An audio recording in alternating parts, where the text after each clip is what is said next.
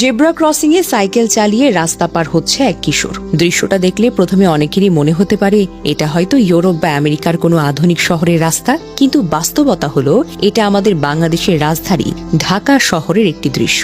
বাংলাদেশের ইতিহাসে প্রথমবারের মতো ট্রাফিক ব্যবস্থায় প্রযুক্তির এমন ব্যবহার দেখা গিয়েছে, যেখানে এআই চালিত ক্যামেরার মাধ্যমে পুরো সিস্টেমকে নজরদারির মধ্যে আনা হয়েছে।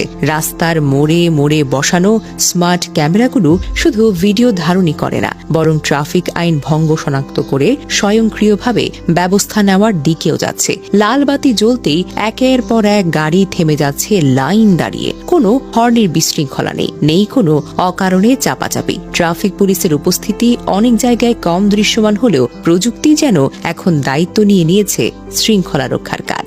শোনা গেছে এই ব্যবস্থার সবচেয়ে বড় সুবিধা হলো আইন অমান্য করলে তাৎক্ষণিকভাবে রেকর্ড হচ্ছে এবং পরবর্তীতে চালানোর মাধ্যমে জরিমানা পৌঁছে যাচ্ছে মালিকের কাছে। ফলে রাস্তার নিয়ম ভাঙার সুযোগটা আগের তুলনায় অনেকটাই কমে গেছে। অনেকেই বলছেন এতে করে ঘুষ বা অনিয়মের সুযোগও কিন্তু কমে আসবে, কারণ সিদ্ধান্ত এখন মানুষের হাতে নয়, বরং সিস্টেমের হাতে।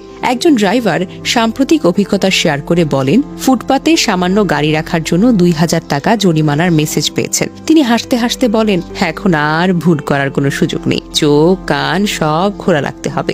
একজন ফেসবুক ইউজার বলেন, অবশেষে ঢাকায় শৃঙ্খলা দেখেছি, লাল বাতিতে সবাই থামছে, এমনকি রাস্তাটা ফাঁকা থাকলেও এটাই তো আমরা চেয়েছিলাম। একজন মোটরসাইকেল আরোহী বলেন, আগে জেব্রা ক্রসিং এর উপর বাইকটা দাঁড় করাতাম, এখন আর সাহস করি না, ক্যামেরা ধরে ফেলবে। অনেকেই লেখেন, ঘুষ নেওয়ার সুযোগটা এখন শেষ, এবার আইন সবার জন্যই সমান। আরেকজন বলেন, ছোট ছেলেটা সাইকেল নিয়ে নিরাপদে রাস্তা পার হচ্ছে দেখে মনটাই যেন ভালো হয়ে গেল। ঢাকা বদলাচ্ছে, ড্রাইভাররা এখন আগের মতো ঝুঁকি নেয় না, রাস্তায় শৃঙ্খলা বাড়ছে, দুর্ঘটনা কমার সম্ভাবনা তৈরি হচ্ছে। পথচারী, সাইকেল আরোহী, শিশুরা রাস্তায় একটু নিরাপদ বোধ করছে। এখনো পুরো ঢাকা এই ব্যবস্থার আওতায় আসেনি ঠিকই, কিন্তু শুরুটা খুবই ভালো। যদি এই গতি এগোতে থাকে তাহলে সত্যিকারের আধুনিক ও শৃঙ্খলিত ঢাকা আমরা সবাই দেখতে পাবো। ঢাকা বদলাচ্ছে, ধীরে ধীরে হলেও ইতিবাচক পরিবর্তন আসছে। জানা যায়, ডিএমপি ট্রাফিক বিভাগ থেকে মে মাসের শুরু থেকেই এই সিস্টেম চালু করেছে।